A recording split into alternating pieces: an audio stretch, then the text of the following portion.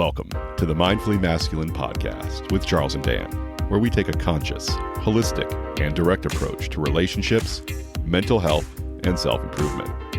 For additional content, visit our website at mindfullymasculine.com. And to interact with us, our guests, and your fellow listeners, join the Mindfully Masculine group on Facebook.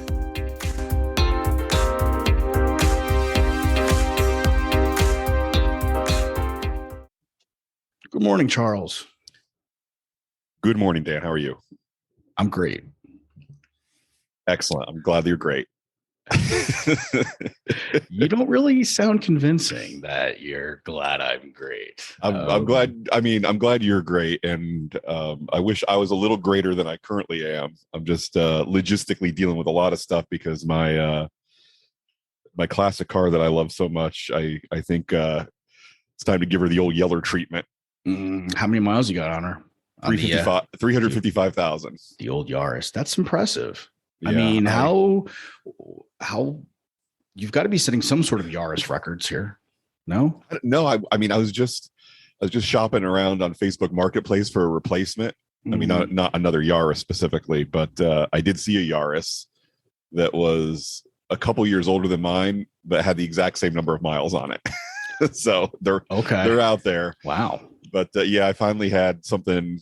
I've got to consider a repair for it that is going to cost far more than I believe that the car is worth. So, I lost one of those little valve stem covers on one wheel, one tire, and I think paying the 25 cents to replace it, it's just not worth it. Yeah, I get you. I get it. It's an investment. Right? Yeah. Yeah. What am I going to do? Ask for a credit line increase on my one emergency credit card just so that I can cover the valve stem on one wheel? No, that's too much. That's too much to ask. Really? Yeah, I get it. Last time I was in a little bit of a scrape up with another car. I drove to my lesson with my dance lesson with Victoria, and she's like, you could probably buff that out. I was like, if I spend $1 on a sponge, it's a waste of money.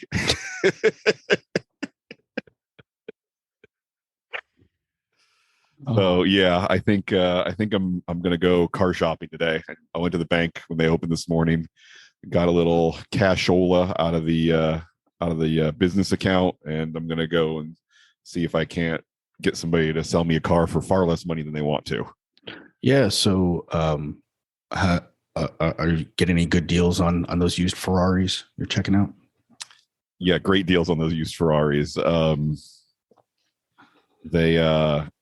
going to go with Testarossa, like Magnum PI era. No, I don't think he had a Testarossa. That was the Miami Vice Boys.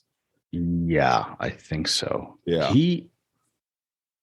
I remember him having a red car though. Did he have a Corvette? Did he have a Corvette? Maybe. Let's see. What kind of car Magnum PI drive? Corvette. I didn't watch it very often. Ferrari 308 GTS. Oh, that was a nice one too. It was. The Testarossa was my favorite back in the 80s. The Ferrari Testarossa and the Lamborghini Countach were the two posters that I wanted to have in my room. I had those in my room. Did you really? Yeah, I did. Nice. I did. I would go to the local mall and flip through all of the different posters. Those huge.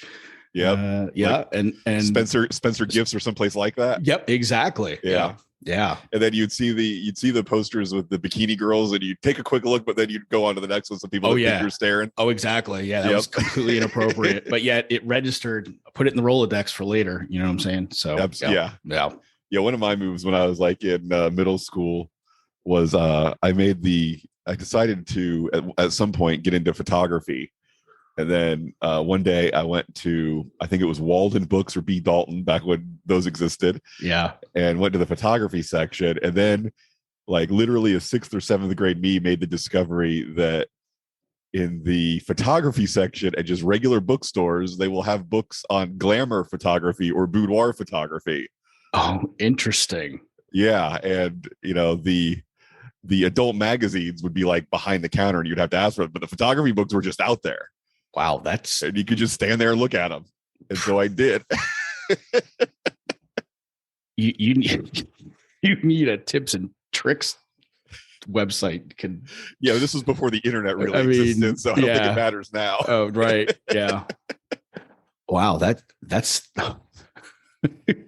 Yeah, it was really something. I would try to, every time He would pay a lot of money for that information, access I to know, that type of back in the insight. day, absolutely. Yeah. Every time my parents would take me to the mall, I'd be like, hey, can I go to the bookstore? And they were always, so happy that I was so interested in, exploring books and reading.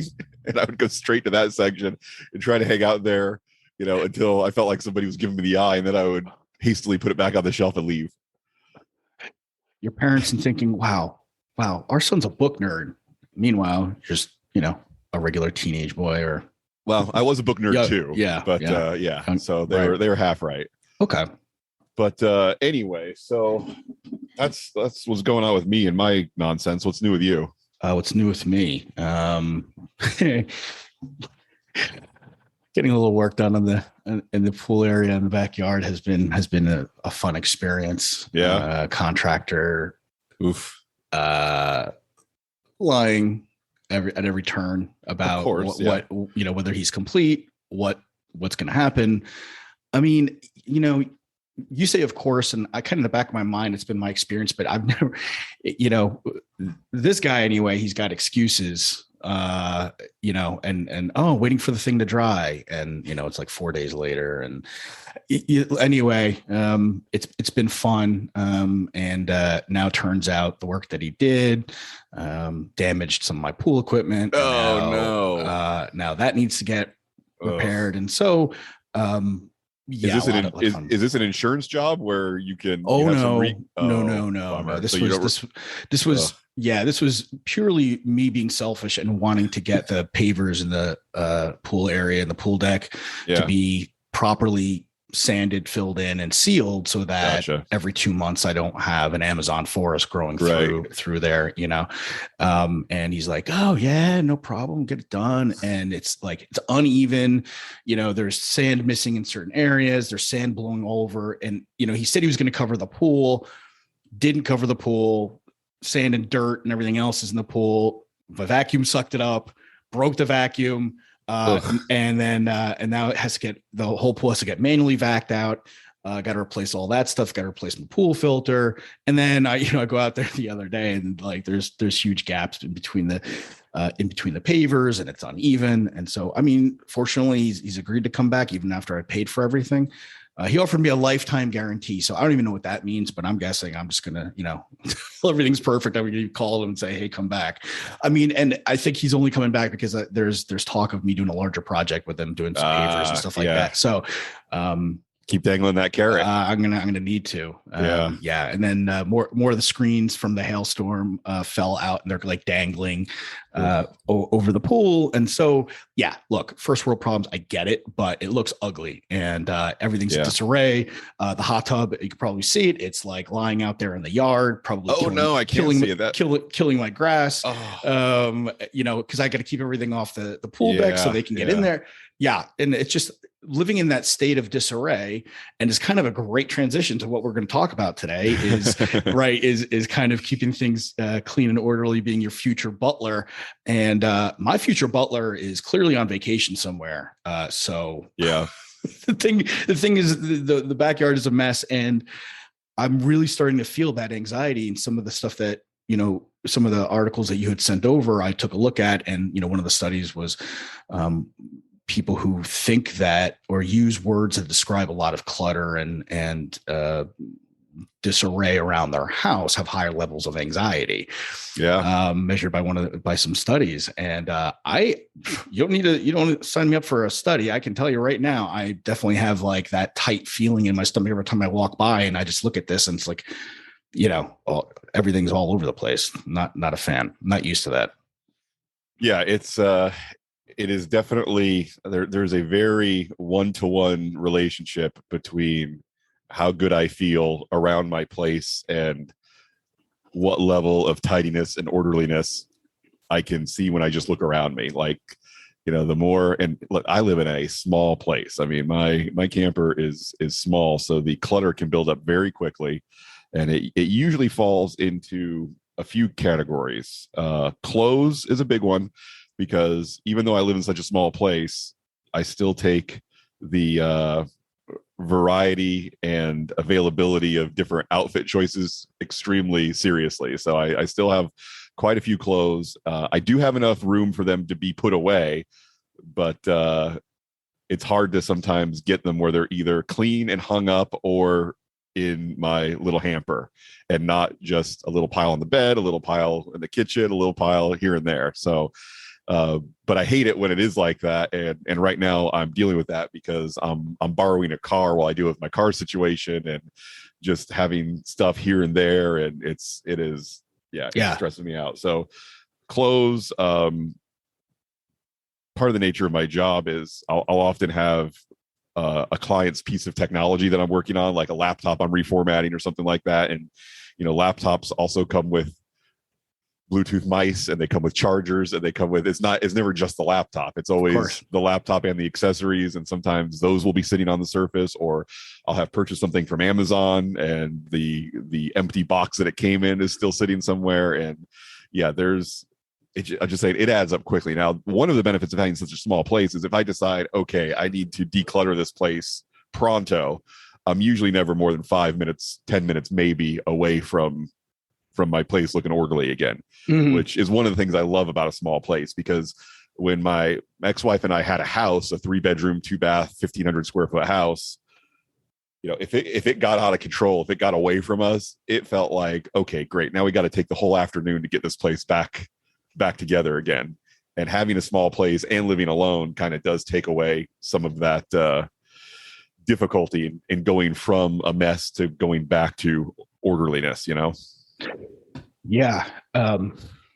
It's interesting because in a bigger place, you could probably put some of that mess out of view for at least a little bit, right? You could probably kind of, keep that to a room like right now where we were building my computer. Yeah. That thing is still a disaster.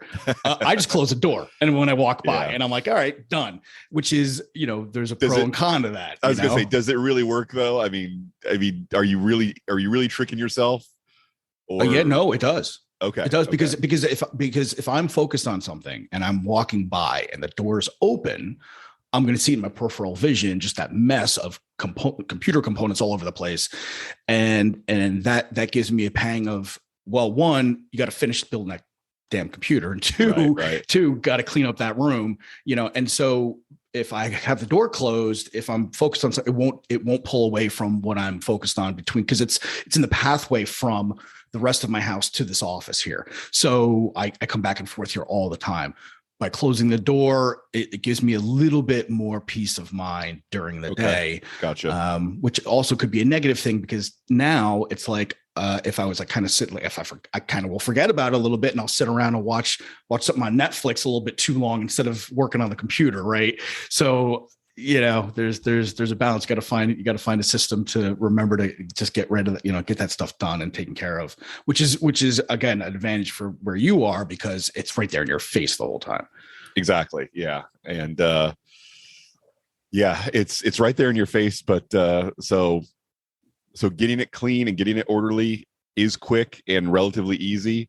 But when it's not, it feels like the walls are closing in. You know what I mean? Yeah. So it does have that the downside too, is when it does get a little out of control. The worst is usually right after a trip. Like if I've done a beach trip or a Disney trip for a night or something like that, and I'm bringing all the stuff in from the car, and I'm rolling into my place late at night, and then I'm just kind of dumping it on any open surface I can find, and then I wake up in the morning, I'm like, ugh, My future butler is fired. Where was he? Exactly. So let's talk a little bit about some of the how this can. I mean, we've kind of talked about how the negative feelings can hit you when your place is out of order. And look, I'm open to the idea that there are some people that it just doesn't bother, that they can just live how as messy or as cluttered as they want to, and it just doesn't bother them. I'm a little skeptical because that's so not my experience. And whenever somebody tells me like, oh, I live the complete opposite way of you, and I think it's perfectly great, the way I think is bullshit. I do too. I feel like it's like any other type of stimulus where your body just, or your brain eventually gets numb to it, right? Where you can't even tell that it's bothering you. It's like that low level of stress, or, I need, 12 drinks to get buzzed kind of thing. Right. Because you just adapt. And I think I do have to, I don't know. Tell me if you think this is unfair. I do feel like a disorderly, and I'm talking about like a constantly disorderly, constant, messy, maybe even unhygienic living space. It does say something about the state of one's mind, right? I mean, I don't think you can completely separate those. Yeah, I agree. I mean, I feel like we are most comfortable in things that are familiar to us. And same thing with like other people too, right? We are most comfortable with those that are most like us. And to me, that translates into what you just said, is if our brain is not a complete mess, but if it's messy and untidy. It's kind of untidy, it's all over the place, it's not focused, then you might be most comfortable in an area, or stressed for maybe whatever reason. You're going to be most comfortable with, the way things are. And the other thing to think about too is people are also very comfortable with status quo. So if they're used to seeing a mess and things over here and over there, whatever, potentially could be a source of comfort. And then you clean that up, and now it's kind of like, oh, and you see that with the hoarders, right? You see that with TV shows. I was going to bring up that show. Absolutely. Yeah. I've never watched an episode of that show and thought, when the person's describing their life, I've never thought, I'll bet I could sit with them at the local Applebee's and have a couple drinks over a couple hours. And I never would have thought they were hoarders. Like, oh no, I would have thought immediately, like, there's something significantly different about this person from me. You know what I mean? And it does seem to be an outcropping or an outgrowth of their mental illness is why they're able to tolerate a place like they're able to tolerate. Yeah, and to me, I know it sounds like we're being a little judgmental here, and we are, but I feel like then it's kind of selfish, because then they're not really able to give their talents or their gifts to the world if they are basically almost boxing themselves in, or with all this other distractions and all this other stuff that's taking up their brain power and their space and their time and their energy, then you're really kind of denying society and the world of whatever gifts you can give. I mean, how present can you be in a relationship when your primary focus is building the mass of things that surround you in your house? The saddest thing is those little pathways and walkways that they would have to make so that they could just get around, some of their rooms and stuff, where it's like, it's like you got the hallway, but then you got the hallway inside the hallway. Oh my gosh. Yeah. All right. So I did see some things in the articles that I shared with you. And again, the Art of Manliness website is such a great resource for not only casual readers, but also guys with podcasts who have to figure out things to say. So I know what you're thinking. Why not just directly listen to their podcast? And to that, I say, good question.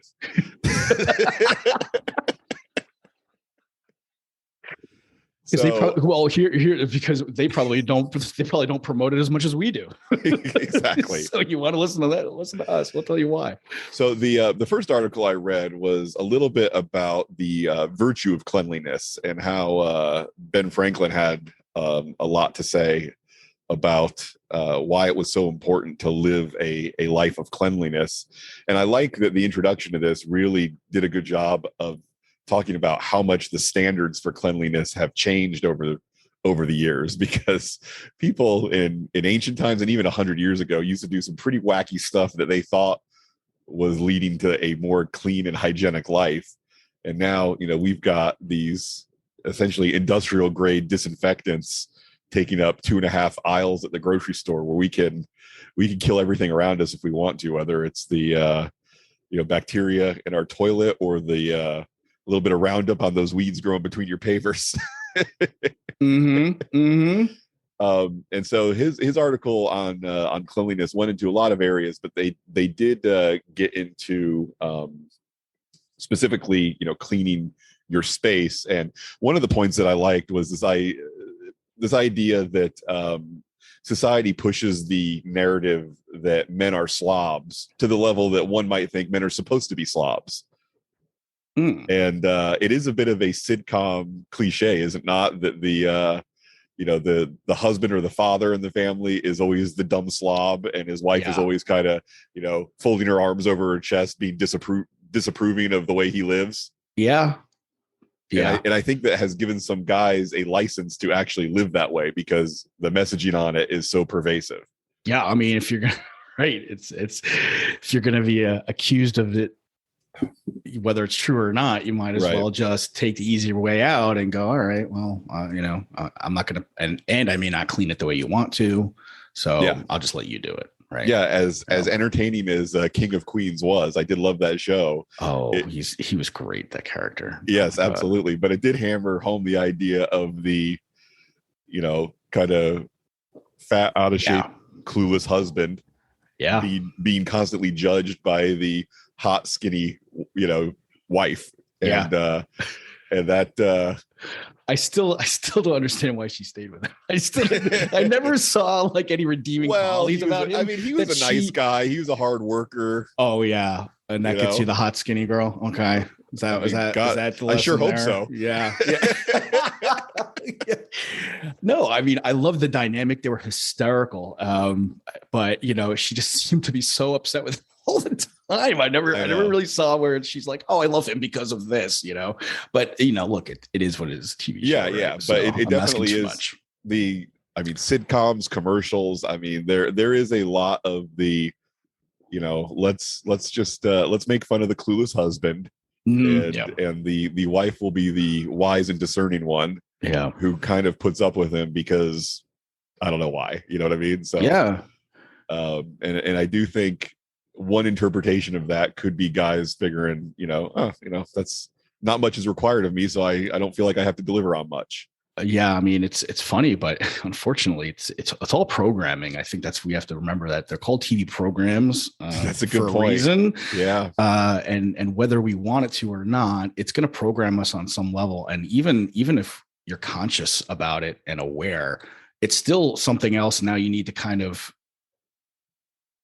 break away from or make some sort of effort to combat, even though it's kind of funny.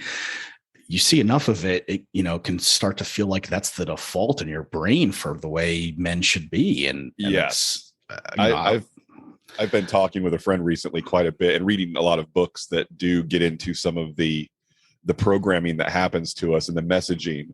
And that can be, from politics to economics to gender roles. And it's just amazing how much stuff, we just take for granted as being the way things are supposed to be is the result of what I'm going to call outdated ideas about religion or money or power or things like that. And it's just, people, especially, we've talked about this before on the podcast, people in control and people in power have a vested interest in keeping the status quo because it's kind of safer and more boring for everybody if things mostly don't change very much. You know what I mean? And that's also how they came into power, right? I mean, based on these previous things, right? Because it's in the past, right? So to change what was working for them is not in necessarily their best interest. Right. So, or at least they don't think it is. It could be, but they just don't think it is. And the other thing too, our brains don't know what is acting, right? What is not a real situation and what is. And, but, so we're just watching all this television and reading all these things, and whether it's in a humor or not, our brains really don't know that. So we need to be very diligent about what we're actually consuming. Yeah, I agree. It's interesting how, just following the news on, and I won't make this too long of a tangent, but the news on the Roe v. Wade decision that may or may not be overturned. It's just looking at the history of when this became a dividing issue on Republicans and Democrats. It's so much more recent than I thought it was. Like, I thought this was something that had been just the way it was forever. And it turns out that, until like the late 70s, It wasn't a matter of Republicans are pro-life and Democrats are pro-choice. Like, this is a relatively recent thing. And most Christians would say the idea that life begins at conception is, deeply rooted in biblical truth. It's like, well, maybe it is, maybe it isn't, but it looks like, as far as a political issue, this is relatively new. And when a new political issue comes up, my question is always, okay, who stands to benefit from this, and how do they stand to benefit from it? You know what I mean? Mm-hmm. And so, yeah, it's interesting to come up with those questions of, I wonder where this is coming from, and I wonder who is who's invested in this coming out the way that they want it to come out. And again, that definitely does come back around to messages about gender and whose role it is to clean the house and whose role it is to do the laundry, and why it's okay for men to be perceived as slobs and women have to be tidy and orderly. And where is that coming from? Mm-hmm. Mm-hmm. So anyway, so I think my general opinion is, whenever somebody is making a huge deal, I mean, from the media standpoint on any issue, it's really to say you need to pick a side, and yes, and you need to fall in line with our two-party political system. Yeah, because there's no other choice. They don't want any other choices. They don't want us to think that there's some other choice other than Republicans or Democrats, or that it's left or right. You need to pick a side, because that's what, so then at least that way, the system is what wants to stay in power. It's that two-party system. Yes, Republicans want, more power than Democrats, and vice versa. Right. Of course. Right. But overall, both of them are going to benefit from making things very divisive and, yes, and stoking fear and all of us, and saying, well, we need to pick a side, because then at least somebody is getting, the system is getting support. Right. So, and that's my opinion on that stuff. They'll make mountains out of molehills. Yeah. And we let them do it because binary choices are easier than, I don't know if this is a word. Yes. Trinary choices. That's true. Yeah. I mean, us versus them is easier than us versus them or those other guys over there. You know what I mean? So if we can categorize something into just a 0 or a 1 every chance we get, then, or if somebody wants to make our life easier by doing that for us, I think we all have an impulse to just let them do that, because that is simpler. It is simpler to say black versus white, yes versus no, us versus them, than it is to say, okay, we got 80 choices and we have to spend the time figuring out, what's the best one, what's the worst one, and where does everything fall in the middle. Yeah. I mean, I think you just need to get to the point of, on those issues, realizing that by the problem is by choosing just one or the other, that the end results in more pain and discomfort and problems for you down the road than making the investment in terms of thinking through and just trying to consider other choices.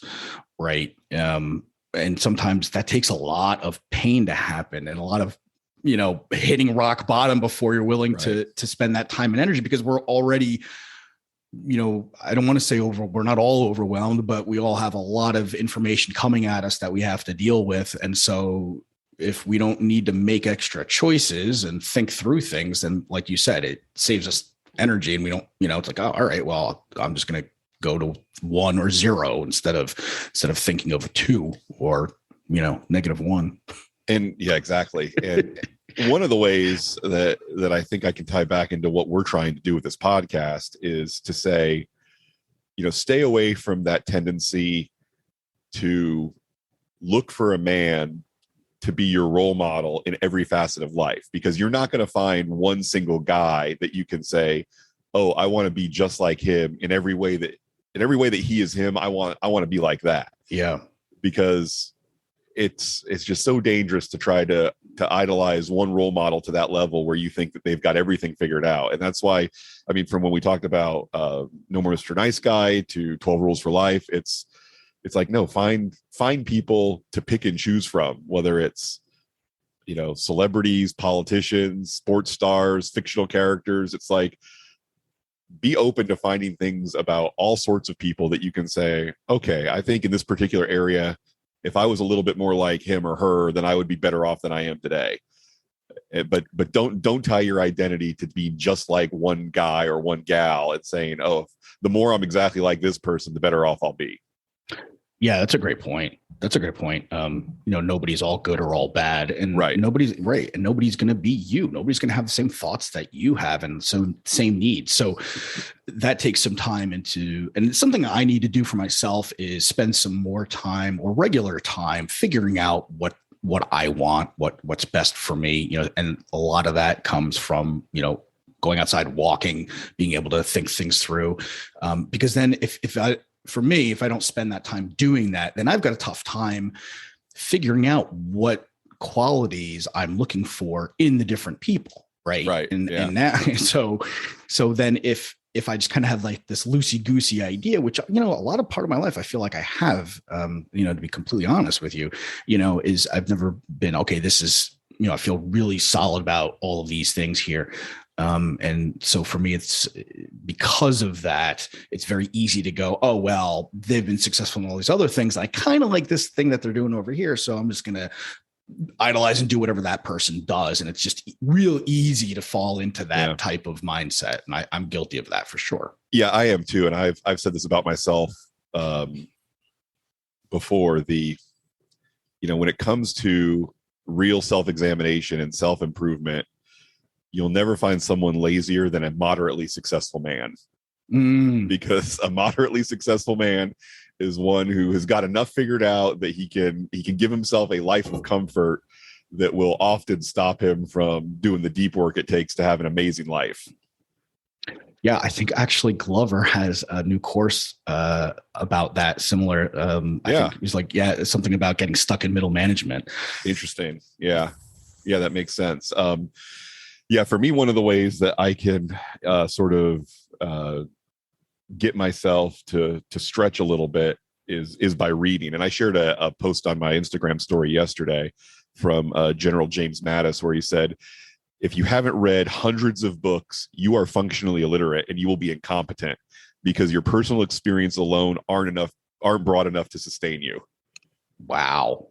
Yeah. He does not pull any punches with that statement. No, he does not. And, one of the things I found recently is that reading books by people that are different from me, and whether that's people who are in different fields than me or just demographically different than me, people of different genders, people of different races, is predominantly books that are about their experience. The point I've gotten has not been, wow, they're so different from me, I can't believe it. It's more like, no, all humans are pretty much the same. You know what I mean? Like no matter how different people are, they're still people, and the same kinds of things, matter to us, and the same kinds of things scare us, no matter what country you come from or what your background is. It's like we all pretty much worry about the same things, and we're all pretty much excited by the same things. They just take different forms.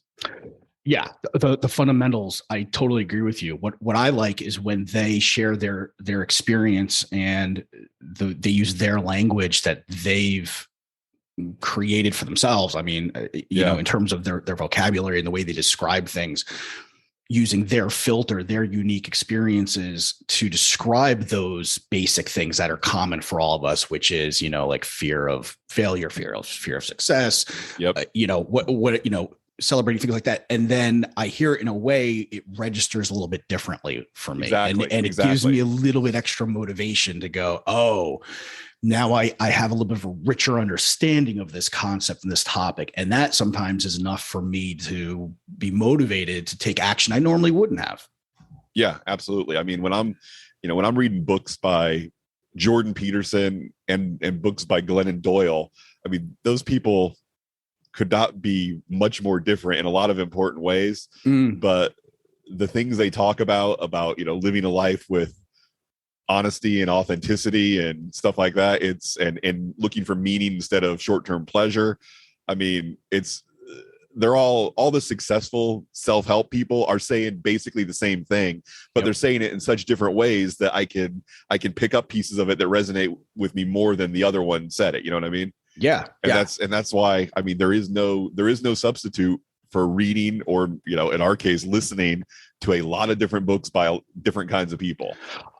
I love listening because a lot of times it's the author reading it, and you can hear the passion and the, you know, the sadness or whatever, you know, the emotion in the way they're saying it, things. And for me, it's a much richer experience than reading. So sometimes too much emotion. Thanks, Jordan Peterson. sometimes an uncomfortable amount of emotion. But yeah, so it's definitely been an experience for me this last year. I've read more books or listened to more audiobooks than in many previous years combined, and it's definitely made me open and richer to some new ways of thinking. Now, do you think that's because you're walking more, or are you walking more because you're wanting to listen more?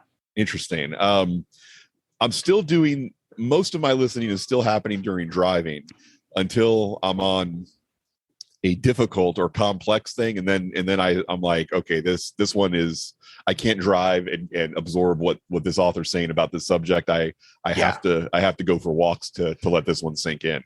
Yeah. And man, I wish I read a little bit more and listened a little bit less, because I can get through so much more material so much faster while I'm reading, but then I can't do anything else while I'm doing it. That's the gotcha. Yeah. Yep. I like to. All right, let's get into some practical application. I want to share a couple things from some of these articles that you and I have been looking at that makes it a little easier for guys and gals to, you know, get that feeling of living in a clean place with as little work as possible, because that's the only way I want to do it. I want to have it, and I want to have it in a way that it feels like it's not taking me away from other things I'd rather be doing. So all right, sounds good. Yeah, one of the pieces of advice is, as soon as you get out of your shower, spray it down with a mold and mildew prevention spray, because then when you have to do a deep cleaning of your shower, it will make it so much easier and so less frequent than it would be otherwise. All right. Another one is, and this one I disagree with a little bit, keep disposable cleaning wipes on the sink. When you're done brushing your teeth and shaving, wipe down the sink and mirror with one of these wipes. I guess that's okay, but my caution is, whether you live in a house or an RV, don't flush them down the toilet. Put them in the garbage can. Yeah, I think that's, to do it every time, that seems a bit much. So for me, I back that off. I do that type of work like once a week, and that's, I do it on a Friday. Every Friday is, I kind of clean up the sink area and the mirror and everything else like that. And between, you know, the Friday before and the next Friday, it gets a little dirty, but by no means is it like pig pen. Yeah, the thing is, I mean, one of my things is I brush my teeth and shave in the shower. So that's a reason right there that I don't have to do those things. I keep the shaving cream, the razor, and the toothbrush.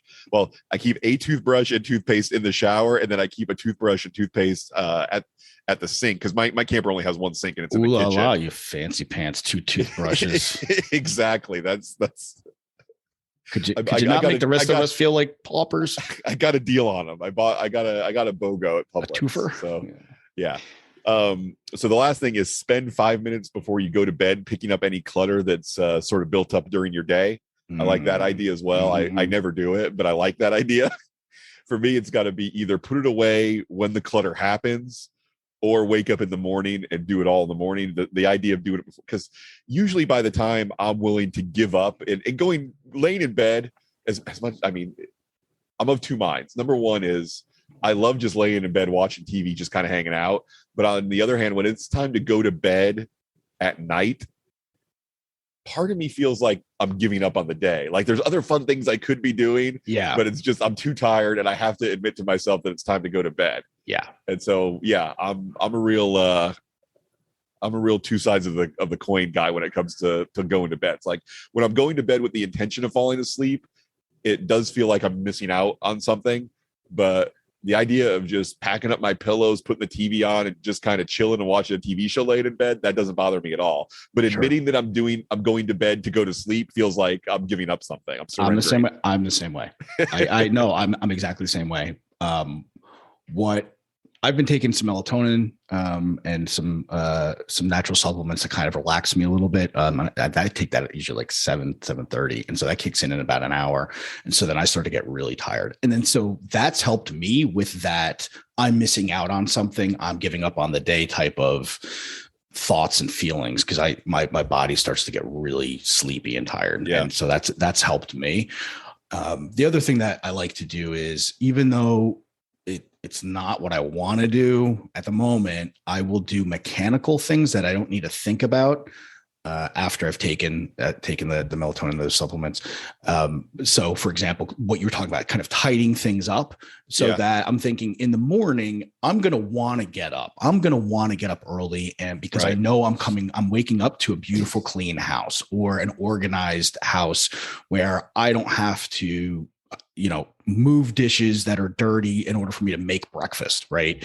Or to have breakfast. And so I try to remind myself of that, and not successful all the time, so that I can just do those things that are not requiring any type of brain power. I just need to physically like unload the dishwasher or put the dishes, in the sink or whatever that is, to set myself up for the next morning.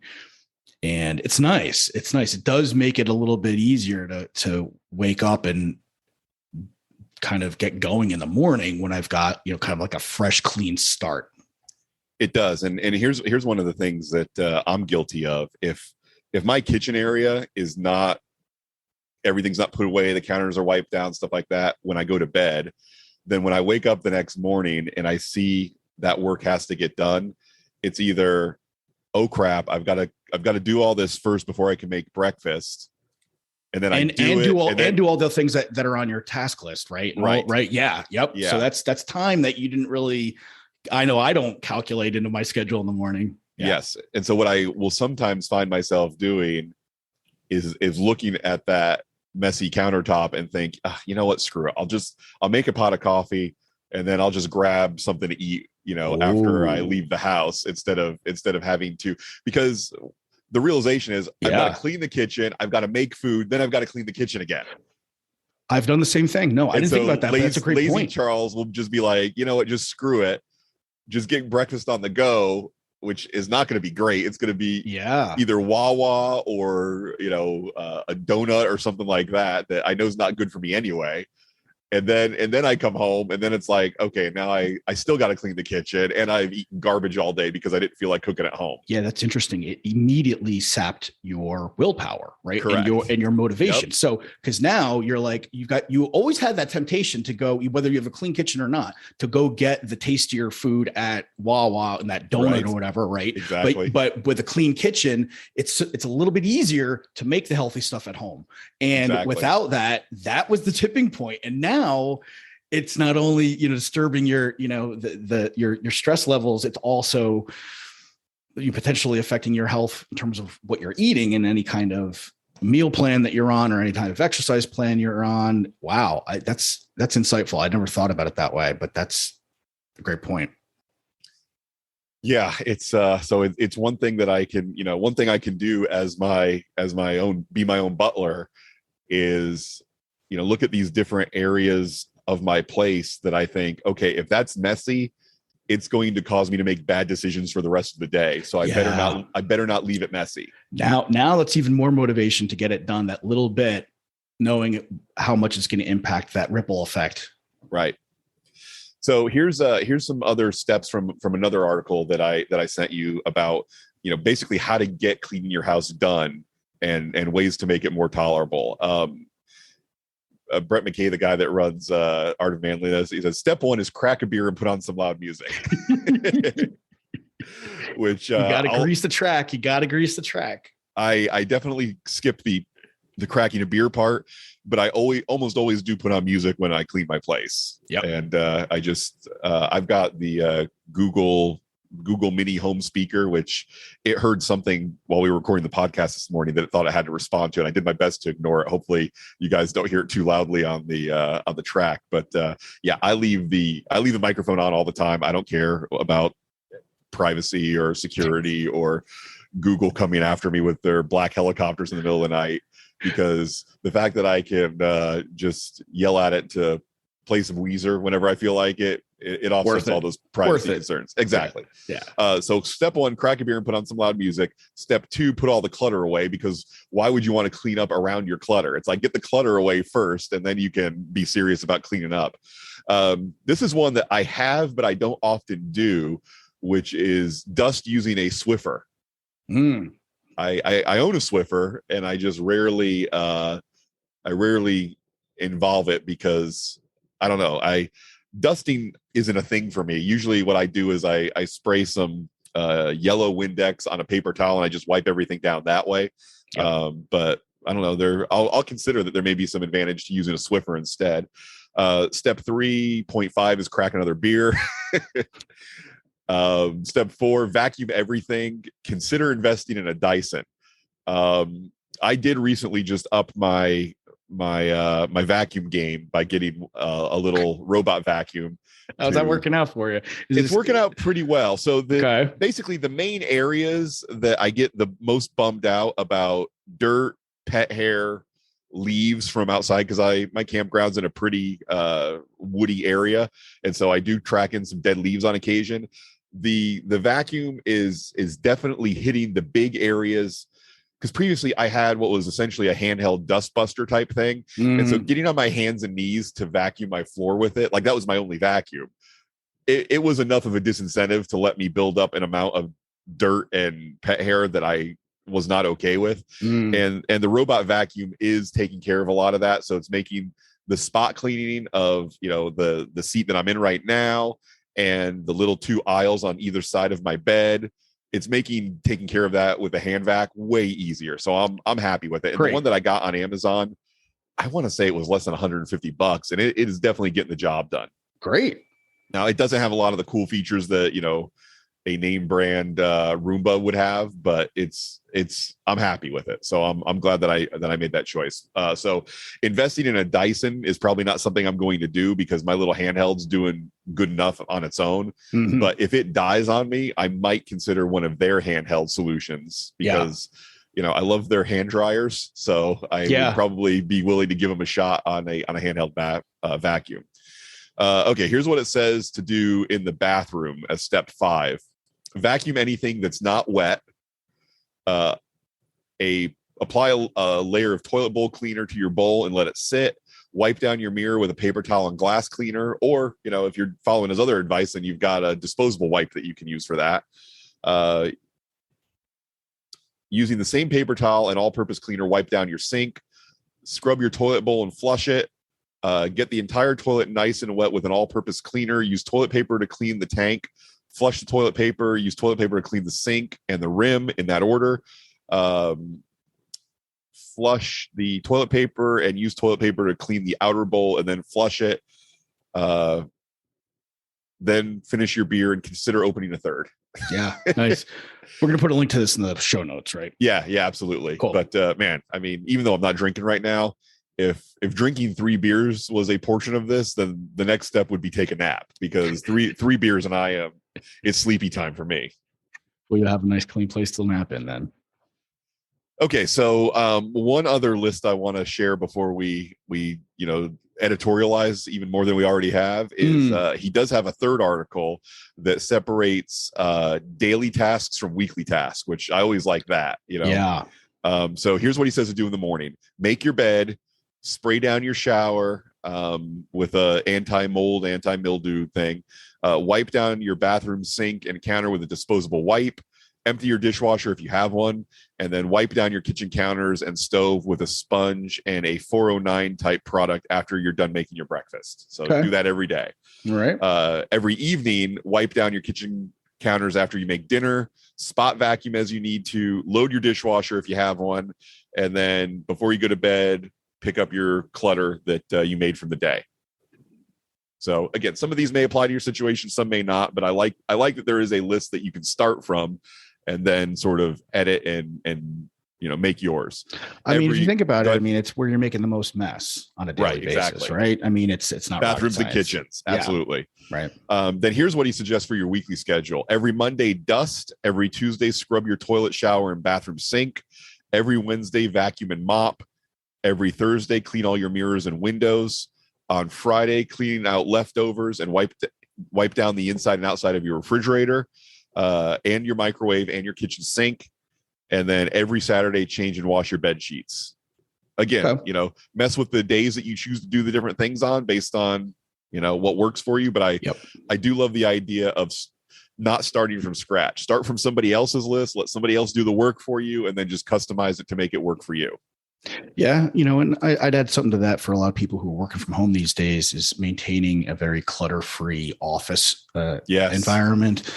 So, make an effort to clean off the desk that you're working in front of, especially the one that you are taking calls. If you're doing some sort of Zoom calls, you don't want those other distractions, even just pulling from your peripheral vision as you're trying to talk to somebody, as you're trying to think of, your response and listening to what they're saying, keeping that nice and clean. So then at the end of the day, you pull, organize stuff, pull stuff off your desk, try to keep it, pretty clean. Same thing with the computer, your background, your desktop, if you've got less icons on it, yes, and it's going to save you time, first of all, in terms of finding stuff.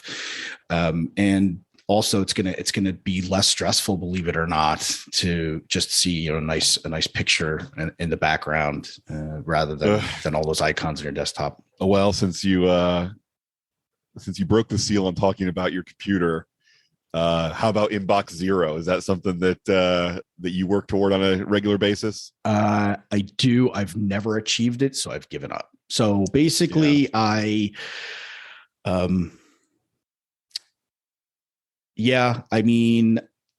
have stuff sitting in there, and I probably could just go through and just delete all that stuff because I have addressed it. I definitely see the value in it for my brain, and because I always try to work towards it, it's just difficult to keep up. Yeah. How about you? No, I'm currently sitting on 1,468 unread messages in my Gmail. But here's a tip for how I will often, when I do want to reduce it, and I want to do it in as little time as possible. So I use Gmail for my personal email, and I've got an Outlook account for my business. But with Gmail, I get so many Amazon confirmations or messages from my bank and stuff like that, where what I'll do is I'll just go in the search field and type in from Amazon, and then I will immediately select all of those, mark them all as read, and archive them. And then I see my 1,400 messages immediately drop by 50 or 100 messages. Oh, good. Yeah. And so I'll go from Amazon, I'll do my bank, I'll do stores that I frequently, that I frequently shop from. I get volunteer emails from the SP or from the Humane Society. I mean, there's a lot of Google Calendar updates. There's a lot of them that this 1,400 that I have, I'm sure there are less than 100 of them that I actually care about and have to do anything about. The rest of them are all just receipts and confirmations and updates and status updates and things like that. So how often do you think you do that type of work? I mean, when things are going well, I'm doing it every day. Building up to 1,400 where I'm at right now is pretty unusual. I mean, usually I don't get past 200 of them.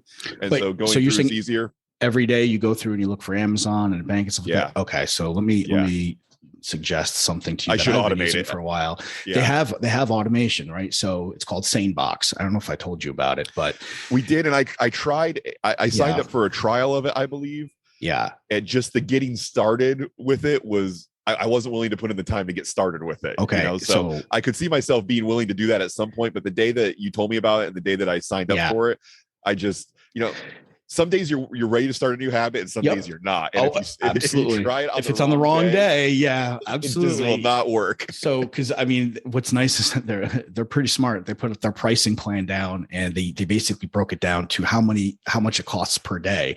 And the basic account is comes down to 14 cents a day if you buy a $99 yearly. That is a smart way to sell it. It is, and so it's like, is that worth your time? So they've got a couple of different folders by default.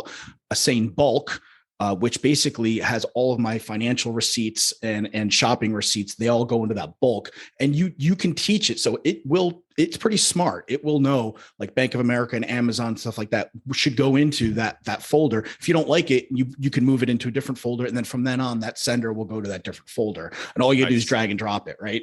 You don't have to create a rule or whatever else. They also do it for, say, news, for like newsletters and things like that. And it automatically will go in there. And it's fairly accurate in terms of what it defaults to. But again, it's teachable. So you can train it if you don't want it to go in there. So it does exactly what you're doing. And so I just let it go into those folders, and then you can set them to automatically delete after X amount of months or whatever. So it's only going to keep receipts in there for like the last 6 months if you wanted it to, Okay. I've been using it for years for a couple of my email accounts, and it really reduces the amount of traffic that's sitting in your inbox for you to scan through.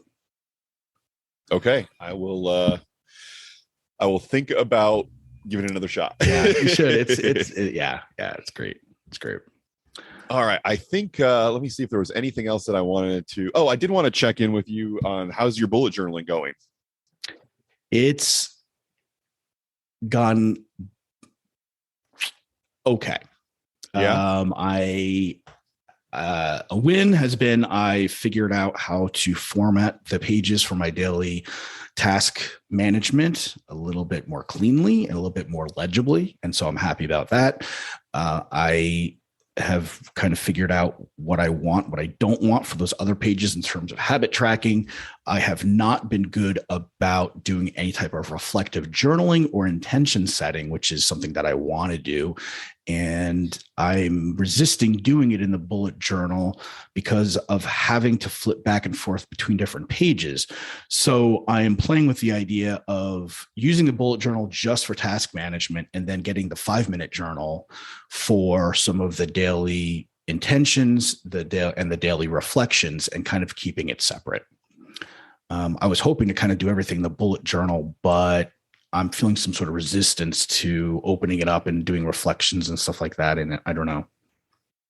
Yeah, I haven't used it for that either so far. I do have, I may have mentioned this last time. I do have, for my week, I divide 2 pages into 8 spots, one for every day of the week. And then the bottom right box is for memorable experiences that week.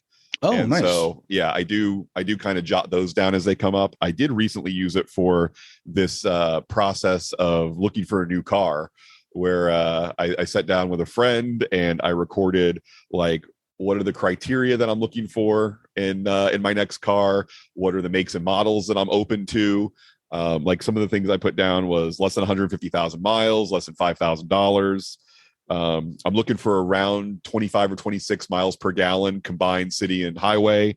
I'm considering Asian and American manufacturers, as tempted as I am to get something German or certainly Italian, as you referenced before. Right. Yeah.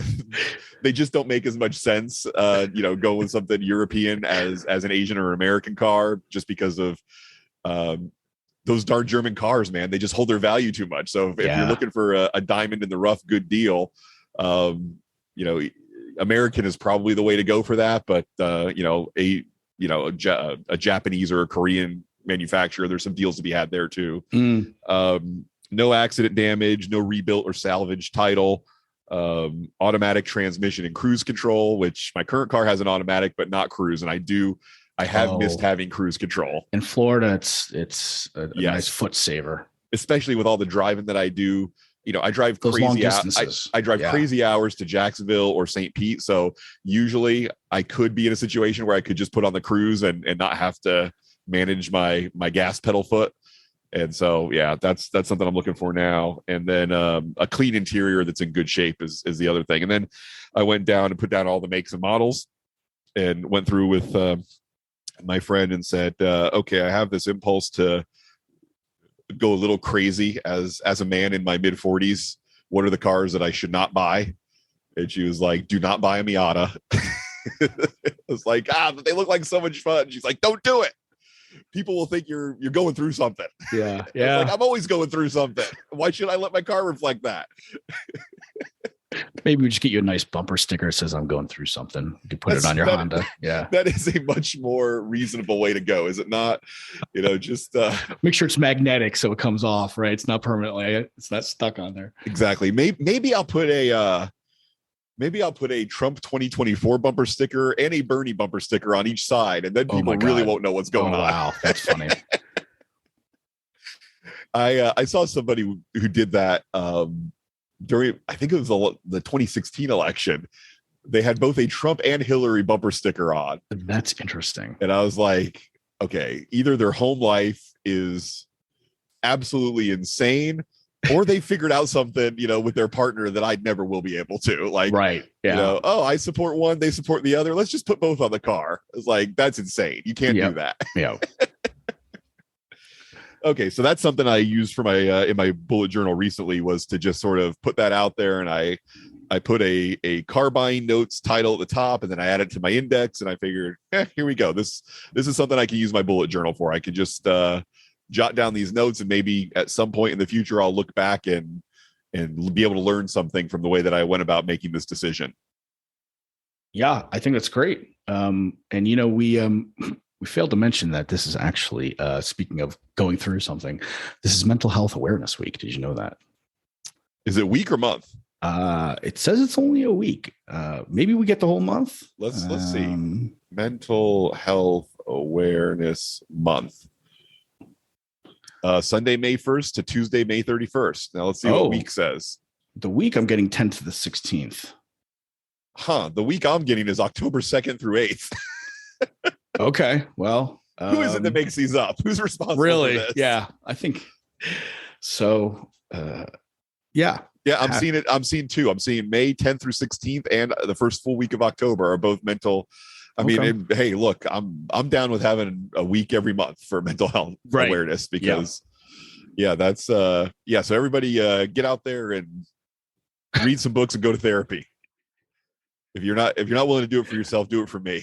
Yeah. So speaking of which, I attempted to do therapy last week with the Talkspace app. It didn't work out the way I was hoping, but I guess what I've heard is it takes a while to find the right therapist. And so the one that they matched me up with wasn't a good fit, but she fortunately, gave me some guidance in terms of what kind of therapist to look for and how to go about finding that on Talkspace. So I'm continually at this point working through trying to interview rather than schedule full sessions. So it doesn't say that you can do that either on the Talkspace app, by the way.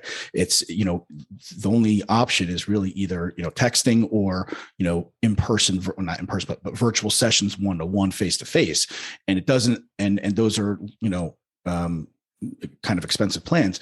What she said is if you write to customer service and say, hey, I want to do 10-minute sessions with different therapists till I find one that I like, they'll set that up. So I'm waiting to hear back from them to be able to do that. So anybody who's looking into using the Talkspace app, before you even sign up and pay any money, so I have to wait for a refund and get them to reconfigure everything, I would just write into customer service or call them and say, hey, I want to go through an interview process, and they really should advertise that on the app, of course, absolutely, or on the site. And I didn't see that anywhere. Now, then again, I'm as we know, when it came to Wine Wars, I'm not good about reading all the stuff on websites before diving in. So right, I remember that. Yeah. Are you comfortable sharing what didn't work for you with the one that you talked to? So basically she had said that she's not the kind of therapist that will kind of push you and in terms of accountability. And that's one of the things I'm looking for is a therapist who's going to hold me accountable for things and kind of not sugarcoat anything and just, tell like it is. And that's, you're looking for that Renata energy. I am actually, cause that's one of the things that I liked about her in terms of what you shared with me. And I like that approach. It works for me because I can sweet talk myself all day long. Yep. I've got plenty of that in my life. I don't need that. I need somebody who doesn't care if I get upset. and tells me the truth. And in order for me to get through, I need to become uncomfortable and at least become aware of all of the comfort things that I put in my own way. Absolutely. And so that's what I'm looking for. Right. And she said, that's not her style. And so I was like, thanks. That was within 5 minutes of talking to her. So that was great. Awesome. Well, if I haven't expressed it before, I am very proud of you for taking that step. I think it's a good move for most people, and maybe not everybody, but I've certainly benefited from therapy. And going into it with this idea of I'm going to meet this person, I'm going to talk to them, and I'm going to decide whether they are or are not the right person for me is absolutely what you should do. And that's what everybody, don't take I got lucky with Renata because she was already my ex-wife's therapist, and I met her, and she has a personality that's close enough to mine for me to feel comfortable, and but also not feel like I can put one over on her, which that's the big for me. It too, really is. right? Yes. Yeah. It's like I don't want somebody that I can easily charm into letting me out of the things that I've previously said were important to me, and then being able to convince her why, oh no, that doesn't apply anymore, without her being skeptical. So I need a skeptic, and I need somebody who's willing to say, okay, hold on, try bullshit yourself, but don't try bullshitting me. So speaking of which, I've got to end this because I've got a session with Renata right now, and tell her we all said hello. I will definitely do that. And I already told her that you've started the process of finding a therapist, and she's very, very excited for you. So wow. So she was like, it's about time. Exactly. She's like, finally. Exactly. Okay, yeah. She's like, I don't understand how anybody you're close to can deal with you and not be in therapy. Yeah. So, yeah. All right. Great. All right. Thanks, Dan. I'll chat with you later today. I'll let you know how the car shopping goes. Yeah. Keep me posted. All right, man. Have a good one. Take it easy. Bye. Bye-bye. Thanks so much for spending time with us on the Mindfully Masculine podcast. If you liked the episode, or you think it would be useful for someone else, please leave us a review and join the Mindfully Masculine group on Facebook. Remember, fellas, don't act masculine. Be masculine.